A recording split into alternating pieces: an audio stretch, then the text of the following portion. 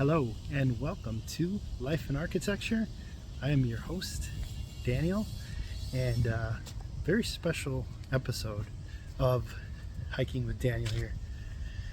I think about architecture a lot in my waking life, and when I'm not hiking in nature, I love coming out to places like this. This happens to be one of my favorite walks, probably, of designed architecture, probably of all time.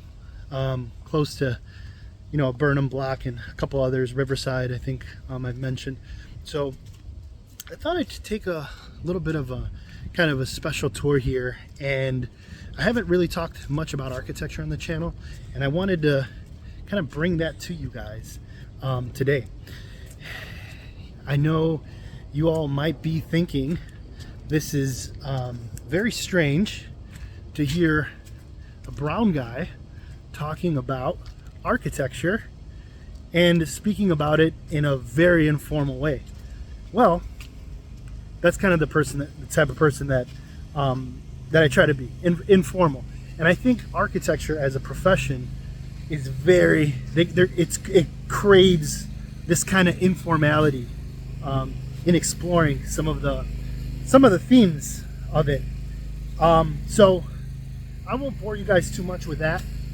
But I will say, I want to take you guys through three big things that you can do to your space as you're designing it that is in keeping with Frank Lloyd Wright's prairie style.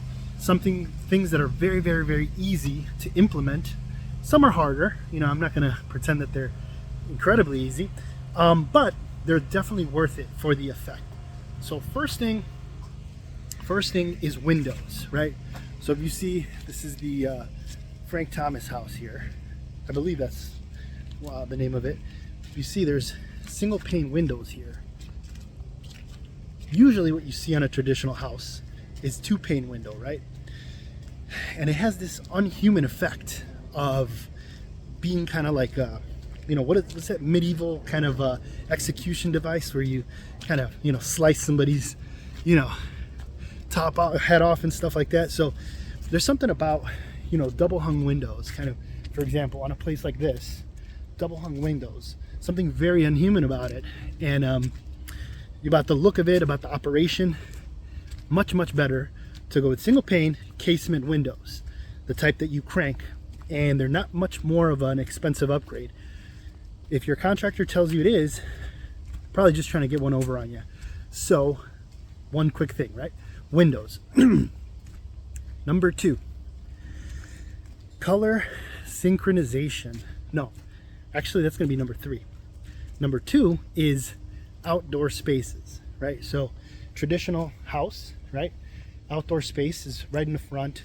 Porch, there's a little bit of protection here, a little bit of security with a little knee wall and some bushes. There's the prairie style is incredible.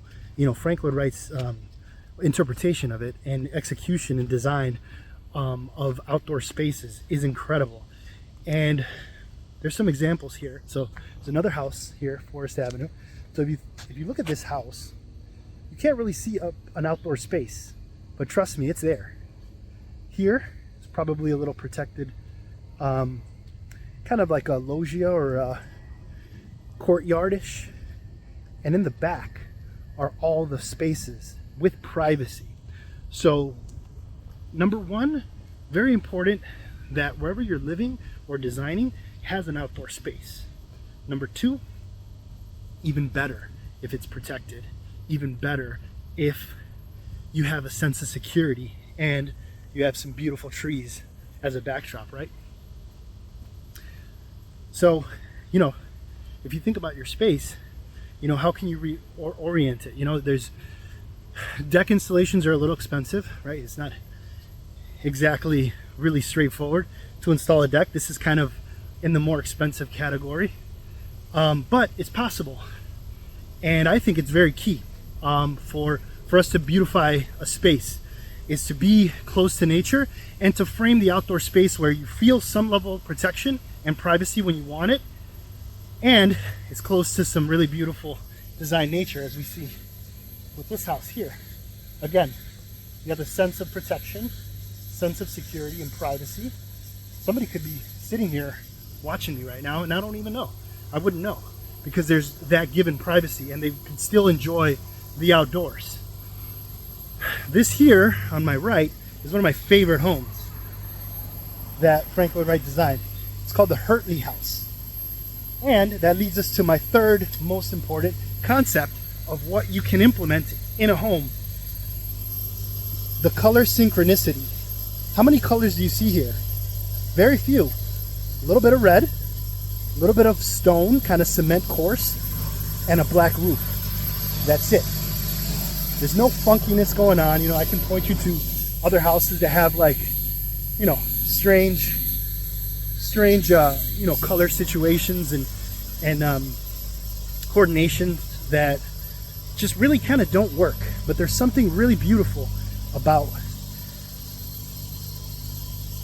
synchronizing that color. You know, mostly, again, here the entire first floor is one color and material, except for like this little looping arch here that's in bold red, and the roof, which is black. Amazing. That's something really simple. So those are three key things that you could take with you when you're thinking about designing spaces. This also happens to be another Frank Lloyd Wright house. It's an early design though, so I'm not sure what the color situation was, but this is a bad example of color coordination, because he has some bright yellows and then dull orange. You know, not my favorite personally, right? But three examples. You want to do casement windows over the double hung. You want to do open spaces where you feel protected, where you feel close to nature, and where it's framed, where you get some outdoor views from windows, from sitting places. And number three, the color coordination. Not like that, guys. More like it's down the block. Not a good example around me right now. Actually, we're coming up to it.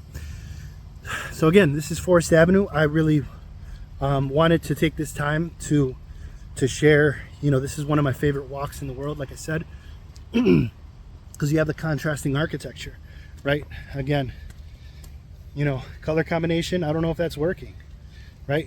Not a lot of outdoor space there to be had. And then you have something like, for some of you that already know where we're at, you're gonna know that back there's a house. You wouldn't know from the street, and it's kind of, there's some romance about it. It's hidden, which means there is a terrace here in the front, and it's protected. And you know, not in the sense of like a fort, but that's an interesting way to think of the design concept, but in the way of privacy, right? Gives you that psychic kind of feeling of warmth, of, you know, safety. Very, very important human concept.